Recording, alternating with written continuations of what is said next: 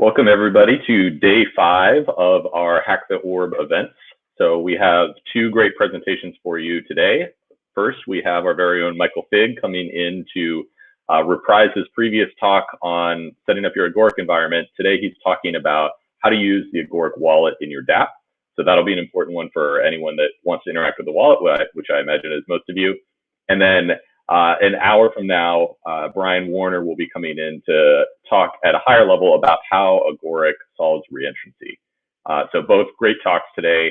As always, please do send questions in either in the YouTube stream or in Discord. For those of you that are watching asynchronously, ask in Discord and we can answer. We're around.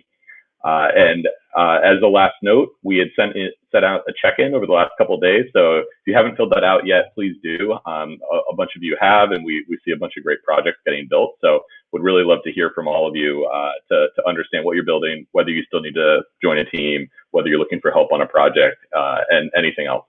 So with that, I'm going to bring Michael on and we can get rolling. Hi, everybody. My name is Michael Fig. I'm a software engineer at Agoric. And this presentation is all about how to use the Agoric wallet in your Dapp, especially the APIs and the UI. So as Roland had mentioned, we do have a live chat, and you can always join our Discord later to talk more about things with our engineers. We're always listening on there. And the agenda for today's presentation is first going over the Dapp architecture. This is how Dapps and the wallet are all connected. Then we'll have a little demo of the wallet. You've probably seen this a number of times and many of you have played with it, but this will just explain to you what's happening under the covers. And finally, we'll talk about the wallet API, how exactly your Dapp interacts with the wallet. So as far as Dapp architecture, you can think of the Agoric system as a bunch of interconnected Agoric VMs that some of them are on the blockchain, some of them are local. And then the wallet is the user's trusted agent for interacting with that network. Finally, Dapps are basically web UIs that also interact with Agoric VMs, but they have their own agendas, and the user doesn't have to trust them in order to make sure that the Dapps can't steal their money. The Agoric VM uses the swing-set kernel, which Brian will be talking about in an hour, to host secure JS object capabilities. So the Agoric VM specifically is secure JavaScript plus the use of a kernel. So this allows multiple independent entities within the kernel to run without being able to compromise one another. So it's another partitioning of how a VM is set up. So the Agoric chain is made up of validators that run on-chain Agoric VMs. So these validators are not regular clients. They're just backing the blockchain themselves. And the consensus between these validators is what causes the chain to accept or enact transactions in a certain way. But what we will be talking about mostly is the Ag Solo, which is an off-chain Agoric VM that can communicate with the chain. So Ag Solos are basically somebody's entry point into the Agoric system. They have their own user interface and they have their own way of speaking to chains, and not necessarily just one chain, but they can be multiple chains and multiple other network connections. So the wallet is the user's trusted agent that runs in the user's private Ag Solo. When you run Agoric start, you start one of these Ag Solos with the wallet. So the wallet allows you to enable or disable inbound connections from Dapps. And we'll get to that in a little bit. And importantly, it allows you to approve or decline proposals from enabled Dapps. And these are Zoe offers that basically the Dapp says, I want to have the user offer something.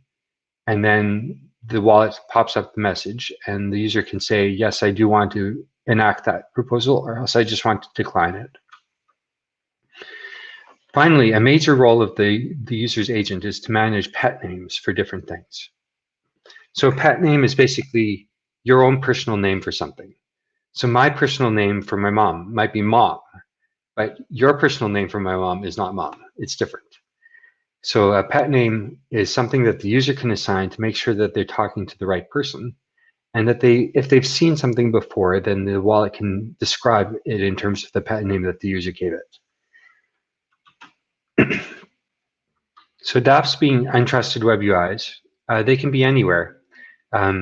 Usually they're web apps on the internet that interact with your wallet through the Web3 APIs. They usually want your money. That's what dApps are. They want to help you exchange something, possibly not collecting anything on the side. They might want to give you something for free, but it's dApp's main purpose is to do something with assets on the chain.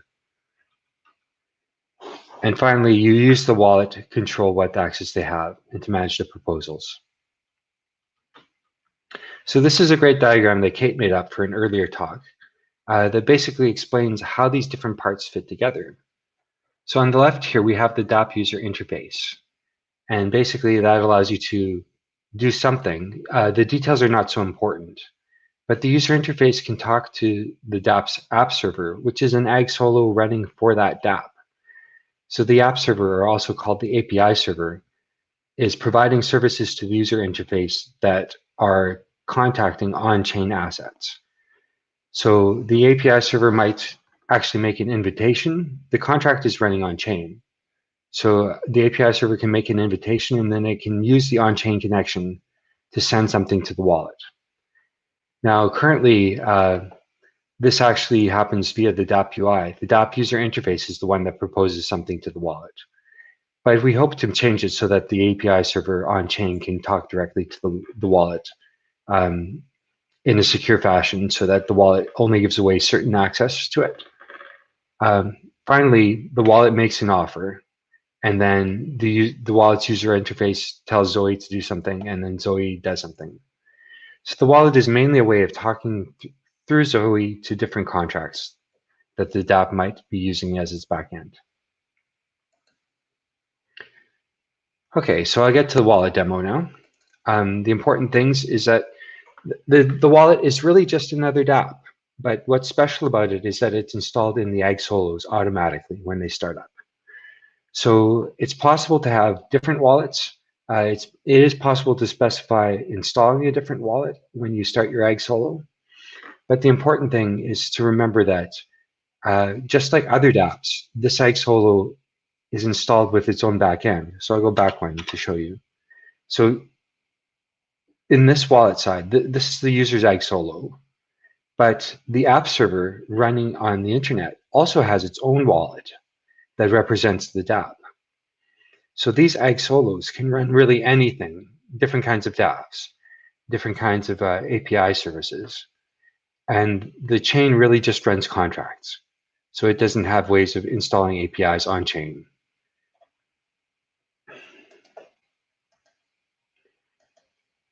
So the wallet Dapp that's installed automatically is part of the Agoric SDK. It's in packages Dapp Svelte wallet.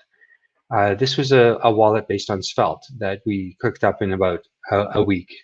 It has many shortcomings and many things that could be improved, but it was basically a proof of concept to say, this is a way that the user can interact with the funds on chain. The UI subdirectory is the web-based front end, and the API subdirectory is the backend for that front end. So when we talk about the wallet and dApps interacting with the wallet, we're really talking about what does the API server provide? Because the UI is only visible to the owner of the Ag Solo. The API is how other things interact with it. Okay, so now I'll just show you how this all works. Okay, so I'm following the instructions that in the fungible faucet that Kate demoed earlier on. I'm just going to start and reset the chain. So this is running a simulated chain attached to my Ag Solo.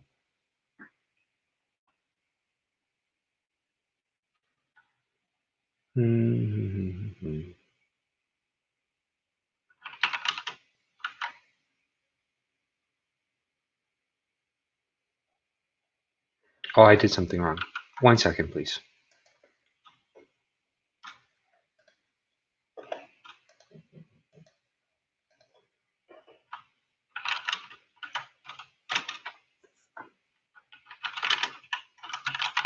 Yeah, minor technical difficulties.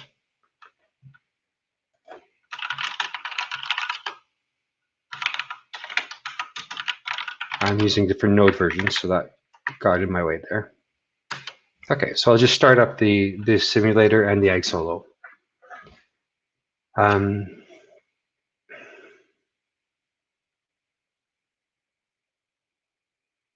Okay, so the simulator is basically started.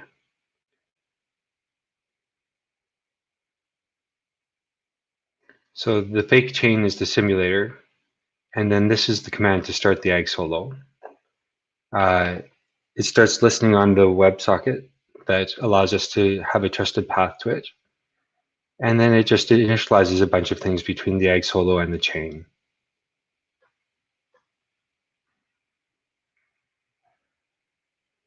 These are accelerated round trips, just to show for testing. We hope to reduce the number of round trips in the end. Using a technique called promise pipelining, we can actually get this down to a much faster startup time. Okay, so this is showing you that the Dapp Svelte wallet is being deployed to the Egg Solo. And I'm just going to pull up the Dapp Svelte wallet. So Agoric open tells your web browser to open up the trusted path. So here we see I've opened the REPL, which has a little command line at the bottom that we'll be using later. But this is the Agoric wallet. You'll notice it's running on port 8000. What's important is that the wallet has a special access token. So this access token is private to the user. This is so that other users of the machine who might have access to the wallet UI can't get to it. So if I were just to go to 127.0.0.1 without the access token, or I just change the access token a bit, then you'll see it'll come up with an empty wallet and it'll just complain. If I run it with just an empty access token, then it says you must open the Agoric wallet with the Agoric open REPL command line executable. Okay, so I've done that over there, and now here's the wallet. It has some little sections in the inbox saying that there are offers, incoming payments, and dApps. I'm going to now deploy the different parts of the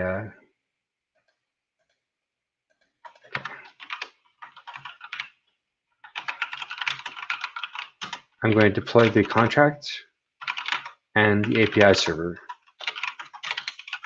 for the Agoric faucet. So this just takes a couple seconds to run. It installs the fungible faucet. And what you'll notice here is that as it's doing the deployment, it's installing all the code on the Egg Solo. In other cases, then in a real deployment, this would be on the Egg Solo on the internet, but we're all running the same things locally, basically. Okay, so this is where pet names are in action. We have a mention that the fungible faucet is trying to talk to us over localhost 3000.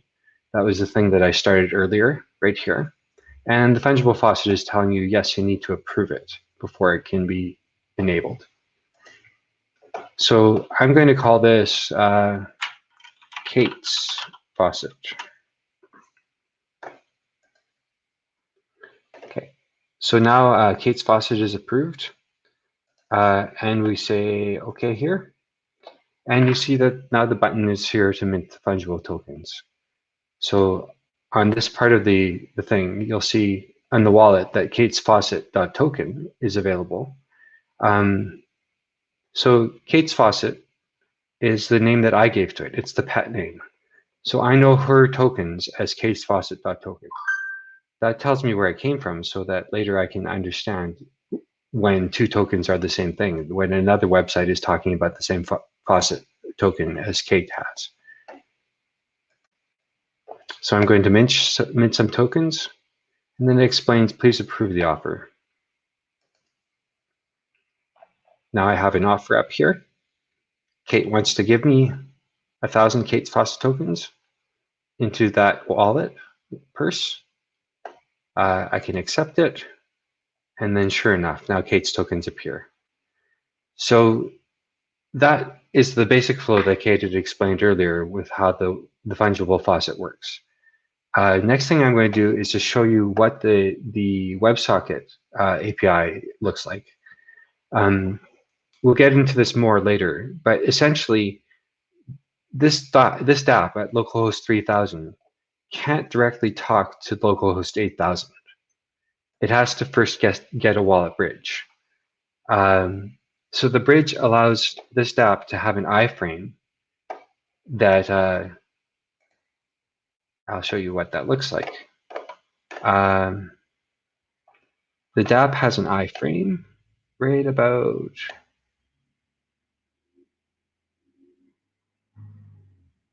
will I find it? No, maybe I won't.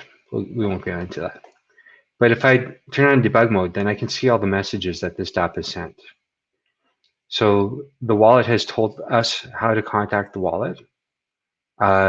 We've sent to it some get purses requests and get the deposit facet ID and suggest an installation. These are all things that basically wire up the Dapp to our wallet. This is how we wired up the token. So when I mint more tokens, you'll see here that the proposed offer came from katesfaucet.instance. That was actually proposed by the Dapp by suggesting an instance called instance. So it was prefixed with Kate's faucet, but this says that basically this registered name on the board, which is like a public bulletin board of well-known objects, corresponds to the instance that we want to suggest to the wallet. So all of these messages went out. Then we got back a whole bunch of things saying we need the Dapp approval. So this was how Kate's Dapp understood that we needed to first approve or enable the Dapp in the wallet. This point here is where we actually did that. So I'm just going to go back up and then we'll show you how this all works again. I'm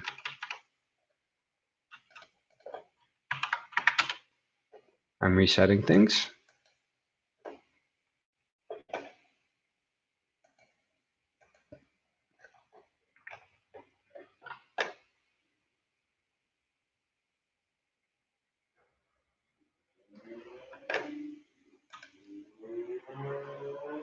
Okay, that's all going. It's going to make its round trips pretty soon.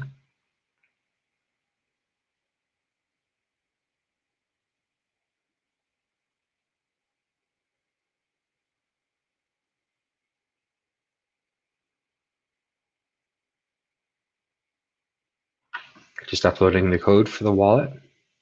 And there go all the initialization. And I'll have to deploy the contract again.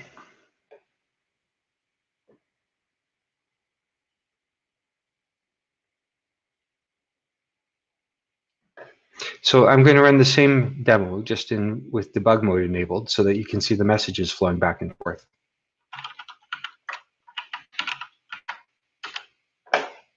Okay, so I'm just going to say OK to this. You'll notice that the fungible tokens button is disabled because we haven't actually connected to the wallet yet. So I'll turn on debug mode and we'll see that, yes, we sent these messages.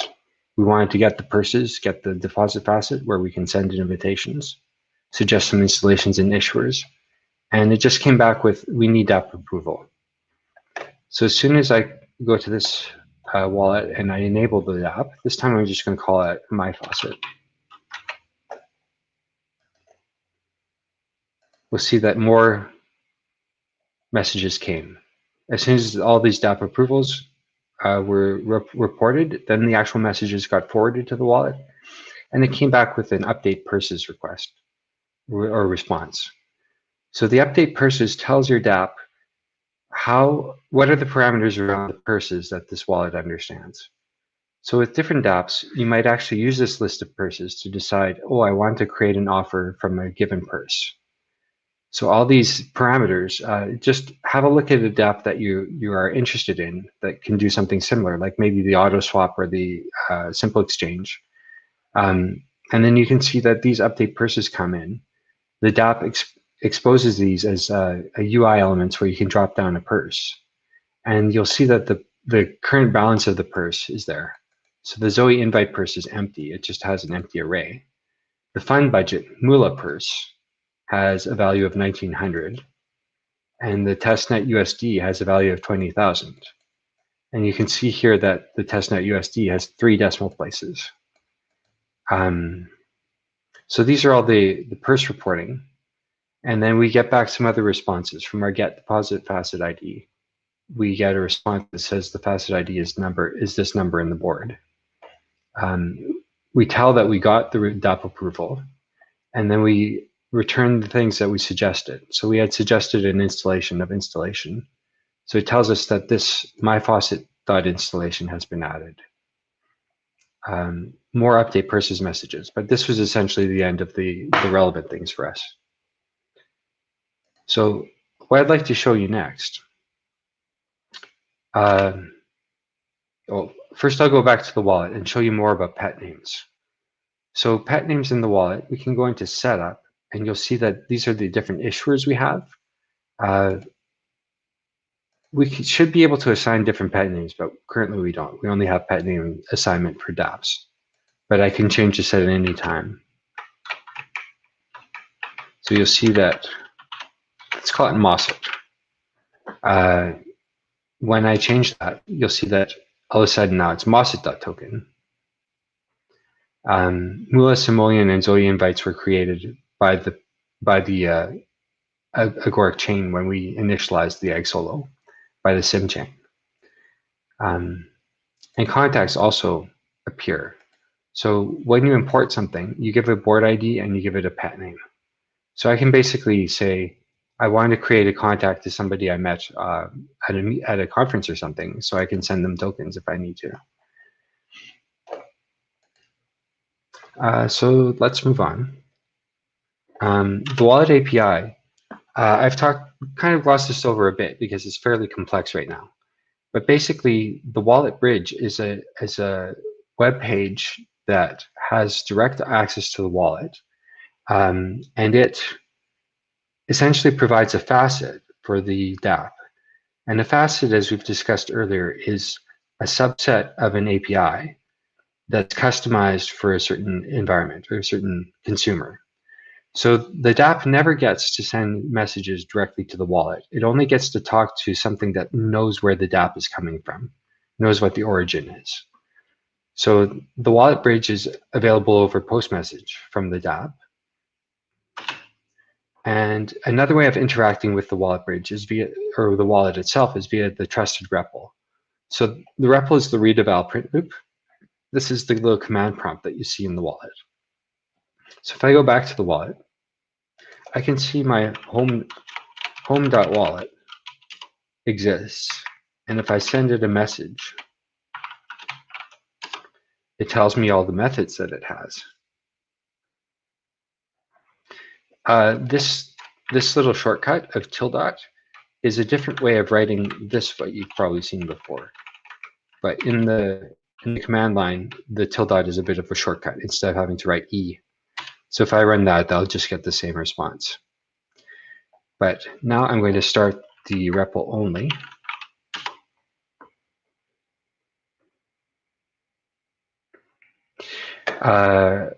Okay, so with the home wallet, I can do something like home.wallet get issuers.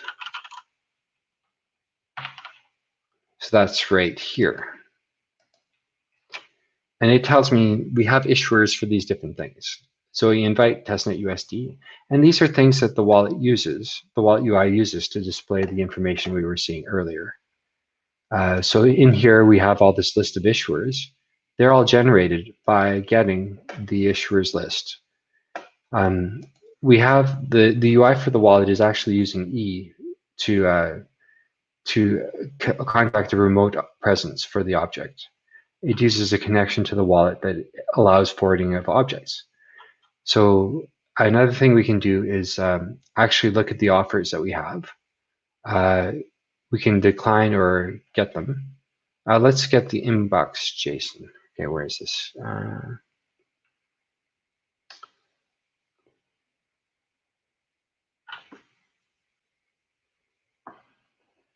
Let's see what the inbox looks like.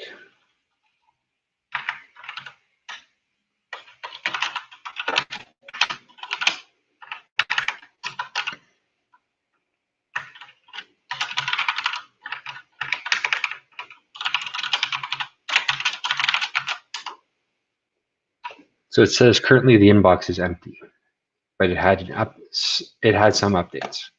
So if I run this again, mint some fungible tokens, then over here, the inbox notifier will say that we have some data in our inbox.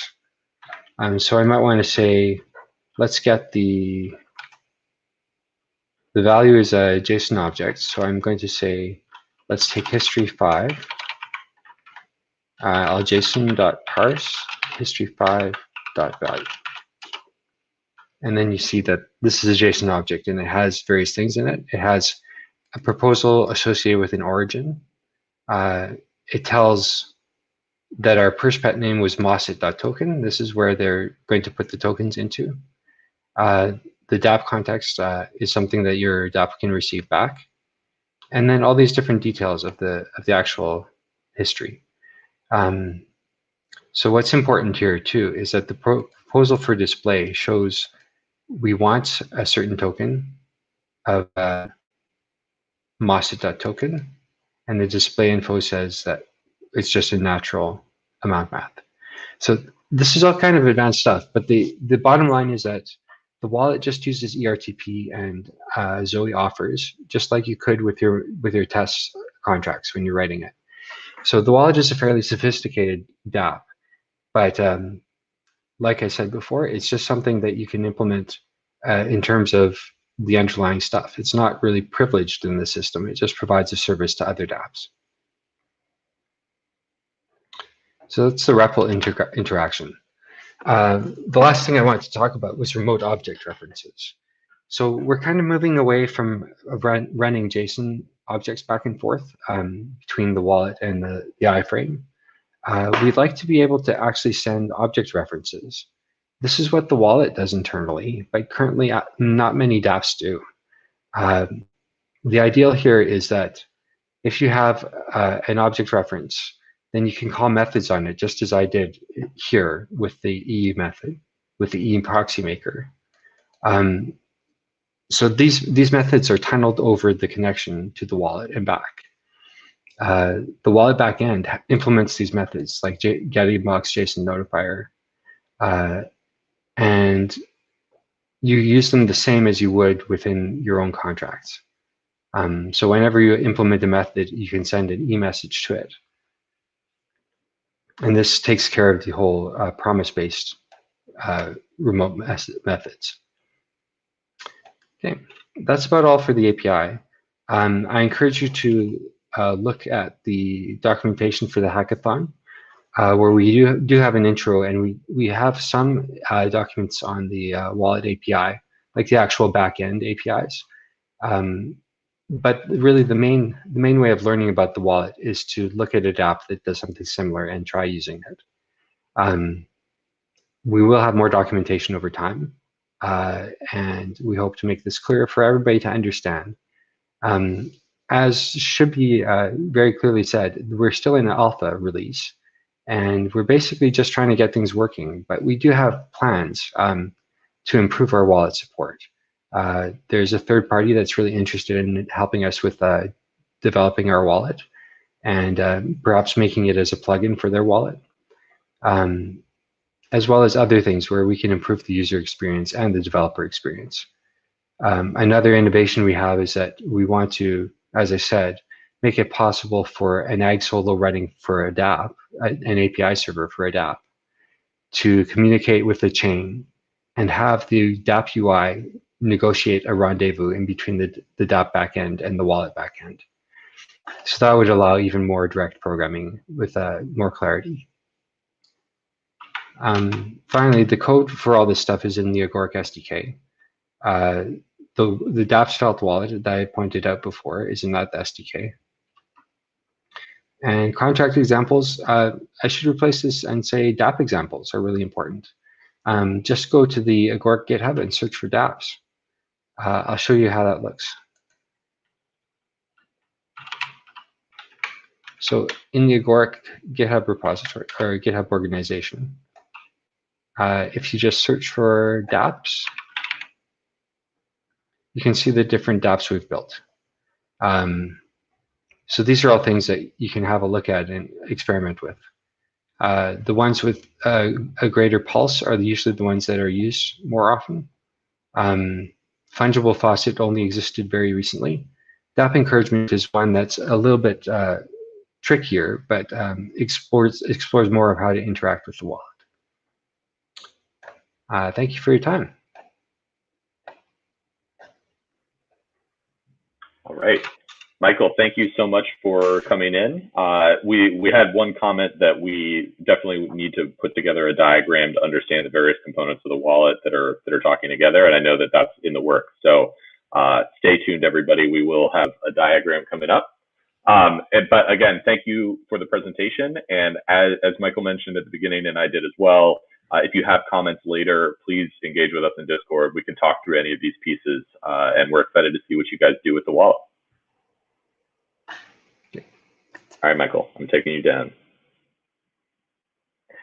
Okay, so thanks everybody. We have another presentation coming up in half an hour where Brian Warner is coming in to talk about how Agoric solves reentrancy. So that's going to be a deep dive in security and really a detailed explanation of some of the hard problems that we are solving here at Agoric. So excited for that presentation. Please do tune back in at 1 p.m. Eastern, 10 a.m. Pacific, and we will see you then.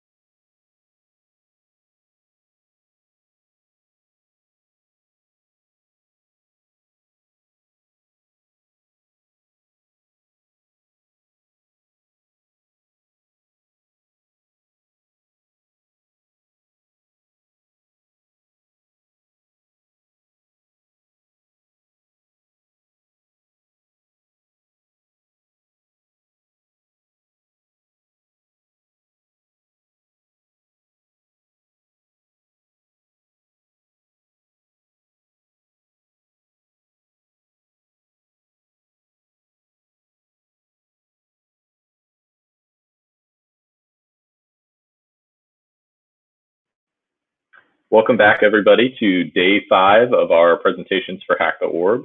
Earlier, Michael Fig gave a great talk on how to use a wallet with your Dapp. And now we've got Brian Warner coming in to talk about how Agoric solves reentrancy. So it's a short talk. We don't have nearly enough time to cover all the hard work that Agoric has done around security, but Brian's going to do his best. And for those of you that are watching live, please just ask questions in comments and we can funnel them to Brian. And for those of you watching later, feel free to engage in Discord, talk to us about security. We love getting into deep conversations there. So please just do come in and engage. And with that, I'm going to bring Brian in. Hey, Roland, thank you. All right. Hey, so my name is Brian Warner. I'm an engineer at Agoric. I'm going to be talking about a couple of different features of our platform. I'm going to go into reentrancy hazards and how to protect against them. I'll talk about access control mechanisms, and I'll go into the comms layer, the C-lists that we use to have the different machines in our system talk to each other. So let's dive right in. So we have good, Kate Sills has a good Medium post on this from about 2 years ago now, in which she is describing how to protect against reentrancy attacks in Ethereum in particular. So imagine that you have some simple little program that lets somebody buy a painting, and you check, buy a painting for $100. You check their balance, you call a customer provided function to deliver the painting to them, and then you deduct the balance. If you've done programming in Ethereum, you can already see the danger here. The kind of time of check to time of use sorts of problems.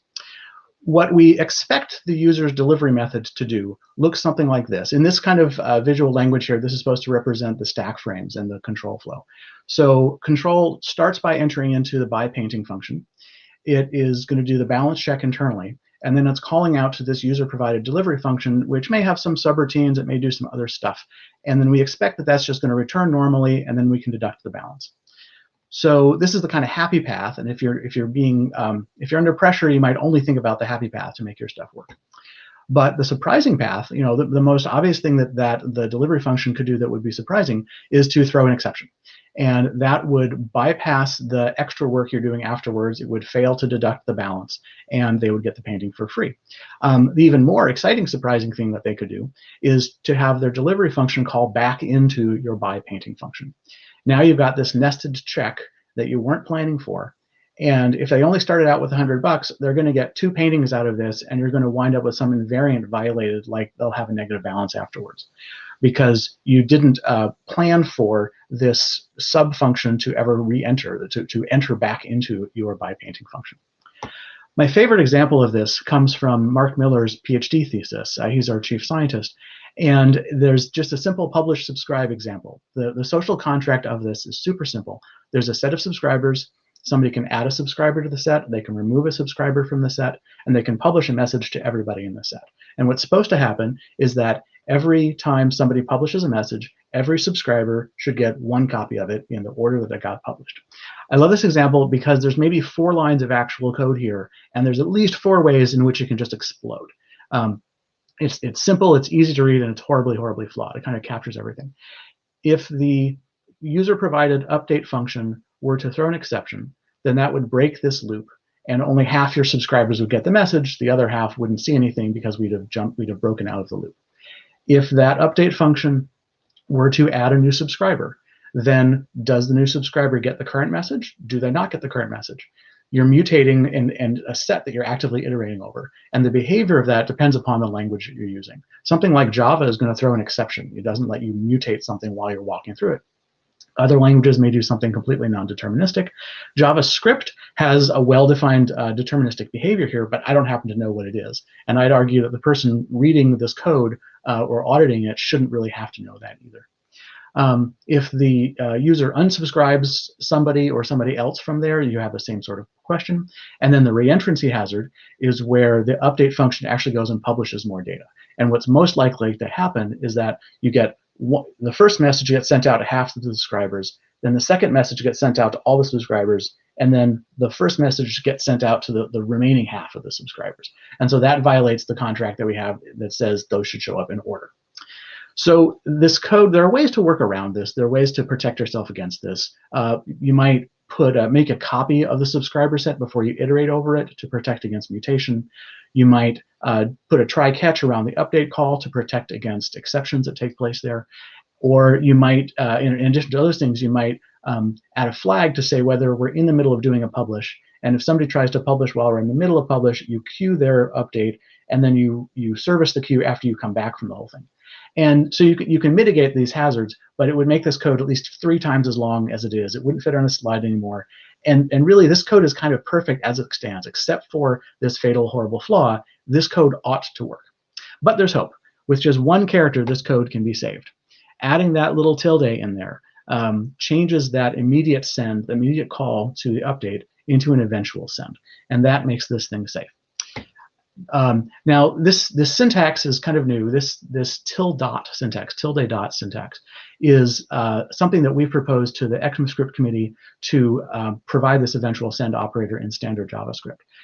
In Agoric code base, because the tilde dot syntax is not known by IDEs, editors would highlight this as a typo. In a lot of Agoric code, you'll see this other form with the E function, and this expands to the same thing. Both of these are roughly equivalent to the last line.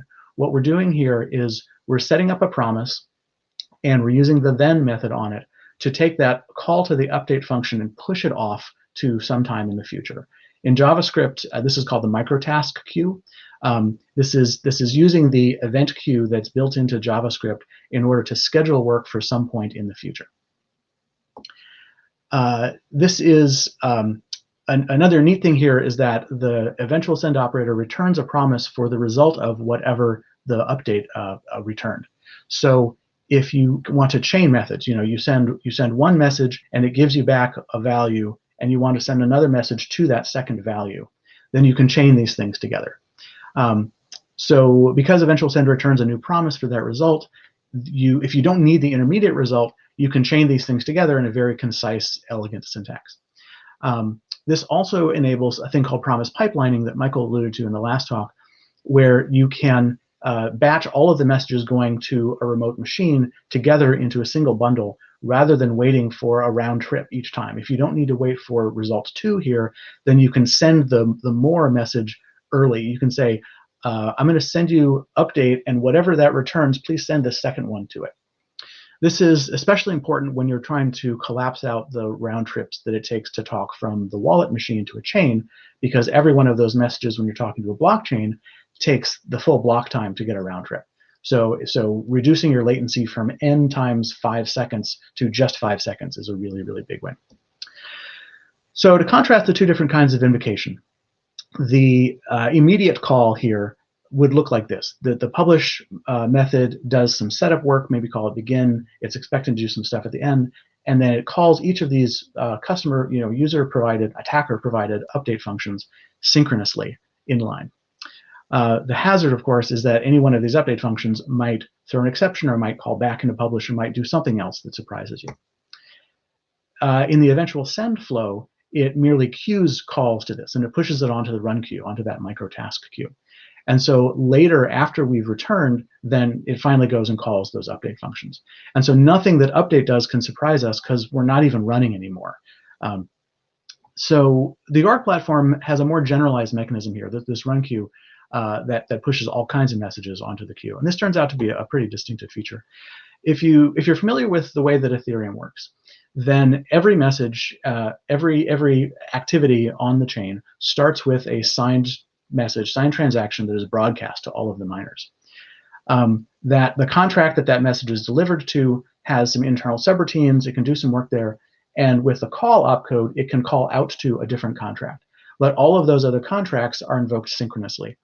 And the initial contract won't get control back until that one comes back. It can't do any more work until that subcontract has finished doing its thing. Now, Ethereum has some built-in protections against the subcontracts throwing an exception. If that causes the upper contract, unless the upper contract catches that one, then the entire transaction is unwound and all the stake is rolled back. But there's nothing in Ethereum to protect against reentrancy. And as we've seen, this has caused literally hundreds of millions of dollars to be lost, where somebody found a way to exploit a reentrancy bug in order to trick some contract into doing the wrong thing. So in the Agoric model, separate contracts can only communicate, can only interact with eventual sends. There is no synchronous calling from one contract to an unrelated one. In addition, the message that triggers execution might not come from some solo machine sending something with a public key. So there are a variety of events that can trigger this thing, and all of the wiring from one step to the next happens through promises. So in this example here, the contract tells contract 1 tells contract 2 to do something, and by putting a then on that call to start, on that eventual send call to start, contract 1 will get control again once contract 2 is finished with its start. In contract 2, it's going to subcontract out to contract 3 and do some more work when that comes back. And because start is returning the contract, start is returning that promise, it means that contract 1 can wait for it. So all of these events are lined up. They're all happening on separate turns, so they're all safe against each other, doing surprising things. And this is how a lot of our platform is built. This enables a really interesting set of composition properties. So imagine that you have some external message, maybe from some wallet machine, that triggers a contract to open up and start working. The first thing the contract does is to start a timer and then also subscribe to a price oracle.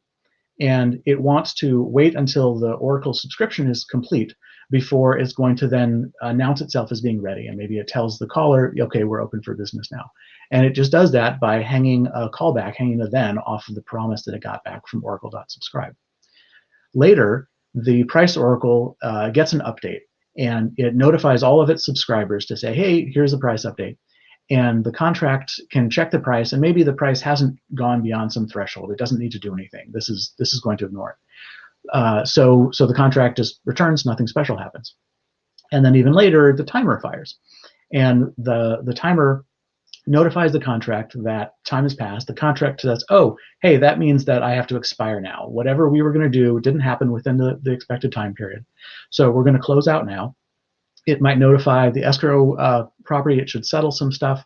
When that finishes, it's going to trigger a done method. It'll tell its clients, hey, we're finished now. All of these different events are just pushed onto the same run queue. So not everything has to be triggered by an outside user calling it and doing something. So the run queue and the ability to use it for sending messages back and forth is a pretty fundamental property of our platform. I'll wrap up this part with a warning. In 2017, about 3 years after promises were added to JavaScript, the language acquired the async await syntax. This is a mechanism by which you can mark a function as always returning a promise, and from within that function, you can wait for other promises. You can effectively block execution until that is fired. This makes a lot of operations very easy to read, but it can reintroduce this reentrancy hazard. So in this example, suppose that we're logging this message after we send the delivery to deliver the painting, and we don't know we know it's not gotten there yet. So the message is delivery sent. It's not delivery complete. Now imagine that your product manager comes along and says, this message is kind of wishy-washy. I'd really like it if we could tell somebody that the delivery had actually succeeded and not merely that it was scheduled for the future. So somebody comes along and says, oh, hey, I know about this await thing. We will just not emit the log message until we've finished doing this delivery. And async await is a nice, elegant, readable way of doing this. But this resurrects the reentrancy hazard, because none of the code beyond this point is going to execute until after the user-provided deliver function has run. And as we saw before, that can do whatever it wants and can do something really surprising. The async here is fine. That's not causing any problems. It's this await call that's specifically causing the hazard. So if you choose to use await, the best way to think about it is that your function is split into multiple pieces at each await. If you have one await in your call, it's like you have two separate functions, the part before, the part after. And the second piece lives in this totally different world than the first. It gets to see the same variables, it can close over stuff from earlier in the function, but it can't rely upon any of the invariants, any of the status checks, any of the balance checks that took place there. It's a little bit like, you're sleepy, you're not going to fall asleep. No, you're just going to close your eyes just for a minute. And then you open your eyes again and you realize that you've completely fallen asleep. You don't know what time it is. You don't know what you've missed. That thing you put over there, maybe it's somebody moved it. You're in a different world. So if you use await, then kind of every time that you come back from the await, you need to reestablish whatever conditions you thought were present, because you were not in control the entire time. If you don't have a wait, then and you're only using eventual send, then you know that you have not lost control at any point during that function. Okay, so next section is about access control. If you have a service, the service receives requests. Whoever designed the service has some idea about what requests are legitimate, which ones are attacks or somebody trying to access stuff that they're not supposed to. So in access control in general entirely comes down to should this request be honored? And one of the very traditional methods of doing this is called the access control list, or the ACL. We call it an ACL. And this is usually expressed as a table. You've got a set of principals, which are parties that can do a thing. You have a table of permissions, which are things that could be done. And at the intersection at every cell of this table, there's a Boolean that says, is X allowed to do Y, yes or no? We're not really big fans of ACLs. And even in the best of times, we don't like them. But we think this pattern is particularly bad for smart contract systems. ACLs were developed back in the 60s on centralized computers where there was generally a single administrator that kind of managed this whole table. Whoever owned the computer, head of the department, whatever, was doling out these permissions. The columns, the permissions you can use here are pretty static because they refer to a fairly small number of fixed kernel APIs. It's not very dynamic. And this is a problem in smart contract systems because we want to keep innovating on new programs and new features that are there. And we want these features to be usable by others without prior arrangement. We don't want to have to go to some central administrator to say, hey, I built a new thing. Could you please allow people to use it? ACL systems also tend to assume that the principals are humans based on where they came from, kind of Unix file system sorts of things. And that would really limit composability because in our ideal system, a program should be able to do anything that a human can do. Any human should be able to delegate some of their power to an automated agent that'll do it for them. In ACL systems, delegation generally requires fairly special action by the administrator. You're creating a new principal, you're adding something to this table. Think about how on a Linux box in the file system, if you have a file that you can read and nobody else can read, how would you give one other user access to that? All the hoops you'd have to go through in order to delegate a single thing to a single other person. There are some ways of augmenting this system to enable better composition and delegation, but they tend to introduce new hazards like the confused deputy problem. So in our approach, we replace the principals, which were parties that could do a thing, with objects that could do a thing.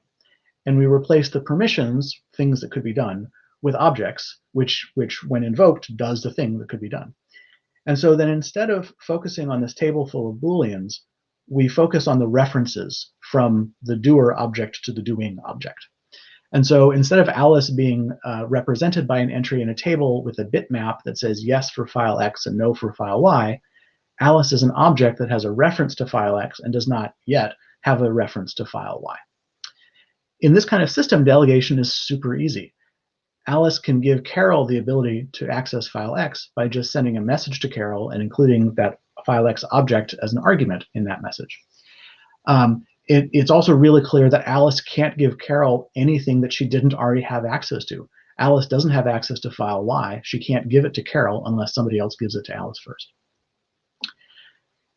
And this is also super useful for reducing authority. So sometimes you want to delegate authority to a smaller portion of yourself. Standard software engineering practice says that you want to break up a big piece of code into smaller pieces that are easier to read, easier to reuse.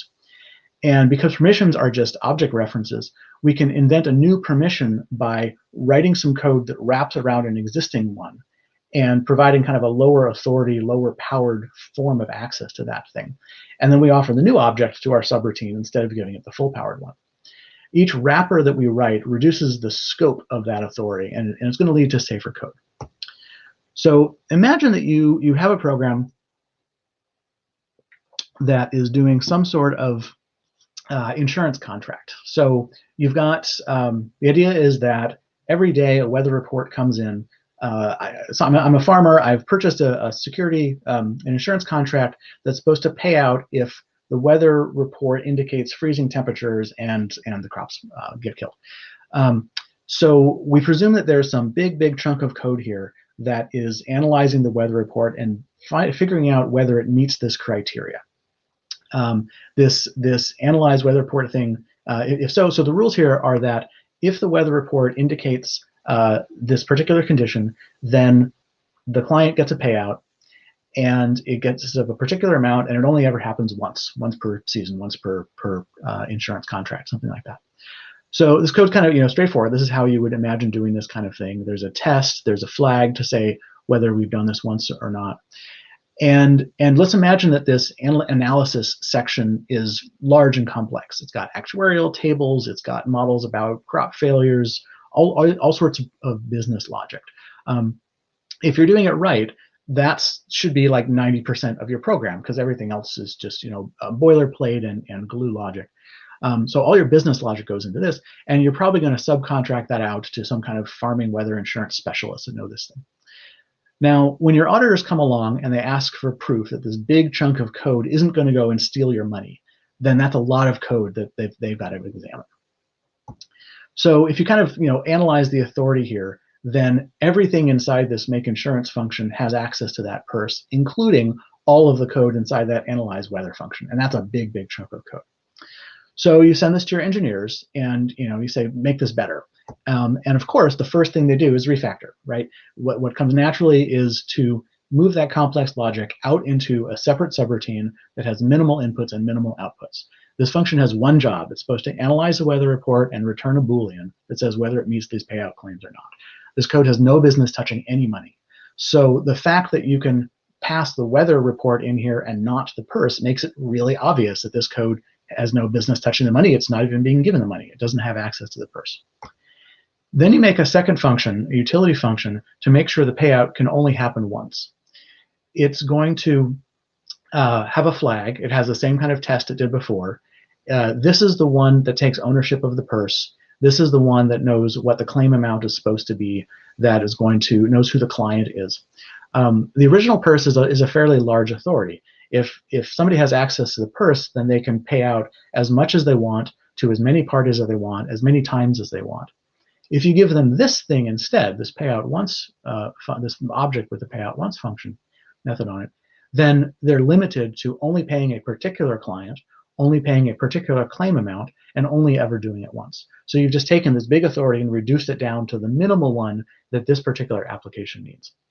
So the phrase here is the principle of least authority. The idea is that every component of your system should only have the barest minimum of power, the barest minimum of authority that it needs to do its job and no more.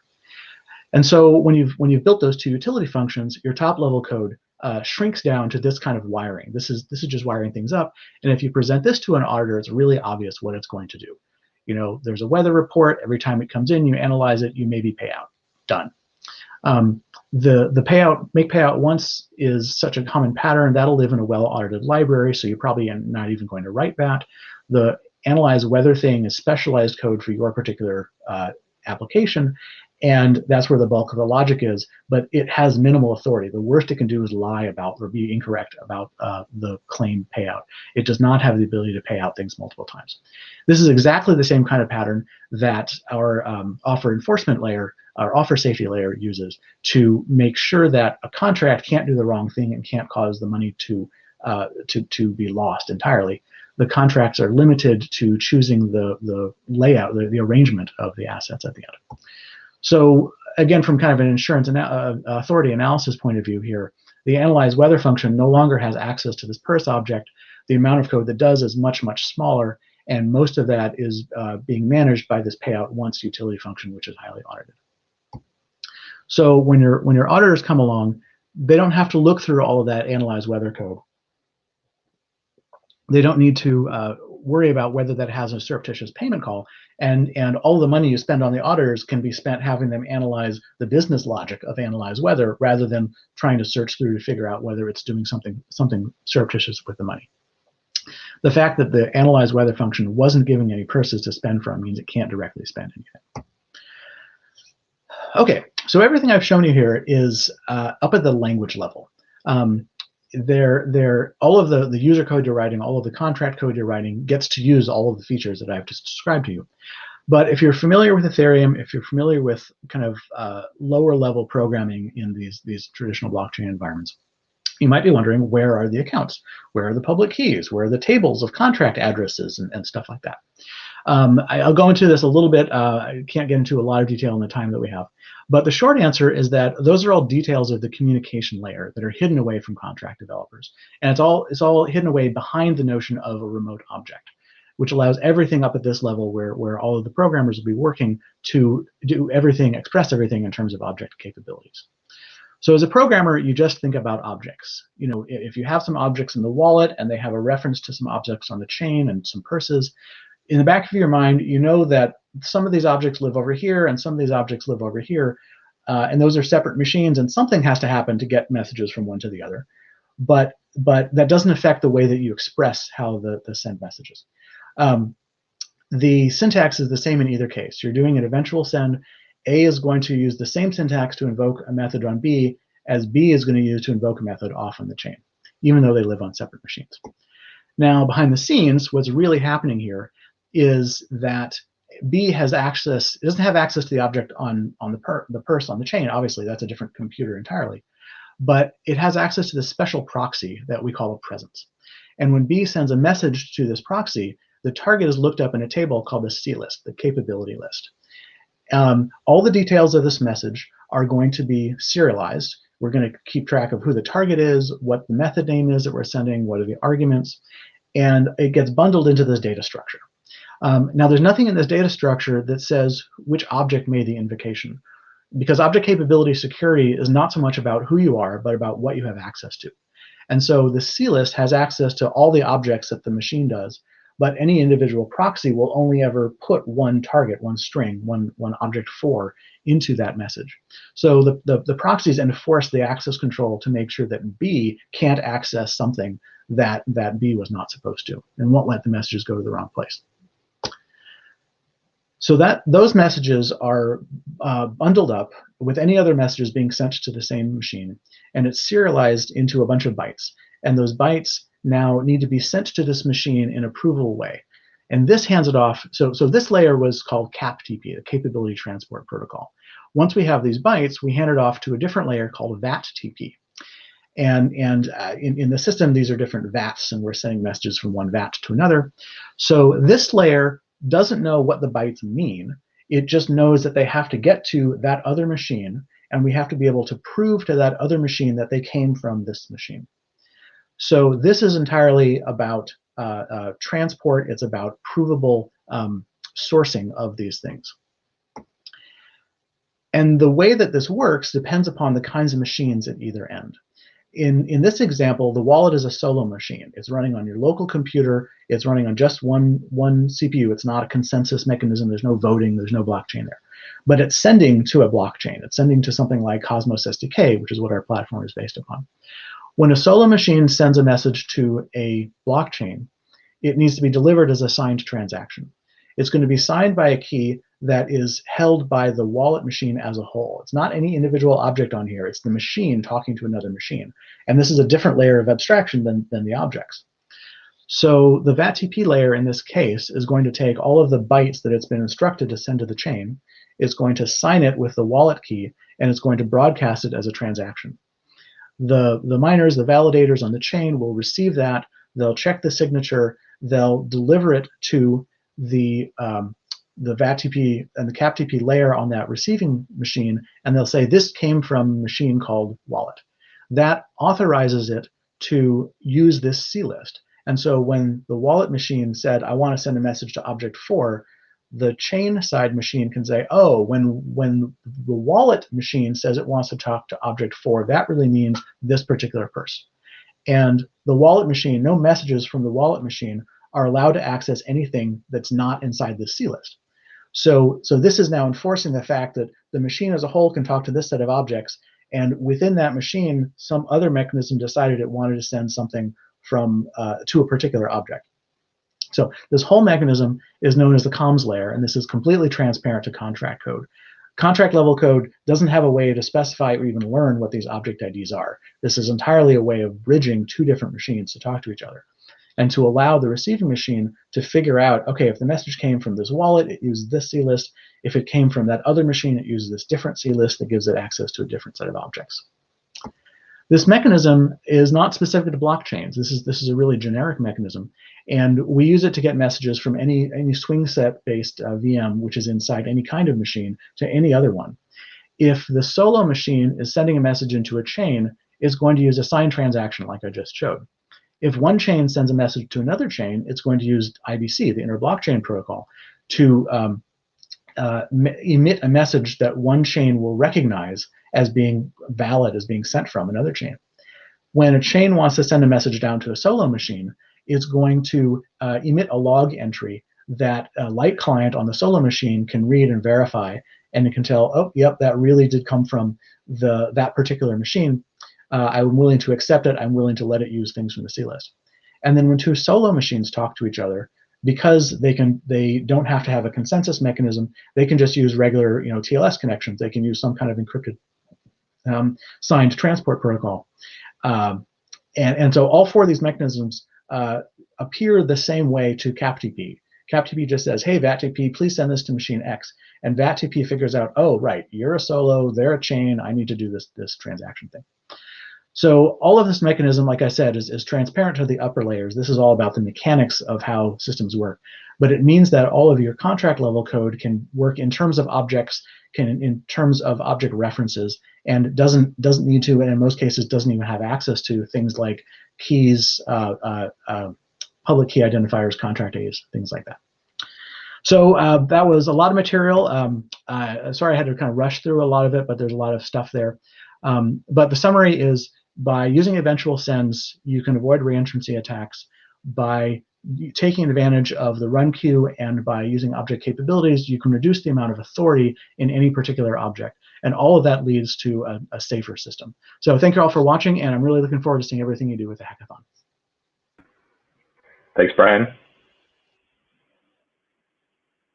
So as Brian mentioned, that was a lot of material to cover in 30 minutes. So we expect that many of you will have questions. Please engage on Discord. I know a lot of you already are, and look forward to more material coming from us to talk at a greater level of detail on all the hard work that we've done on security and the architecture of the system. So that is our presentation set for today, day 5 of the Hack the Orb presentation. Please, again, engage with us on Discord, and we're looking forward to seeing what you guys have to build. More to come tomorrow. Thank you.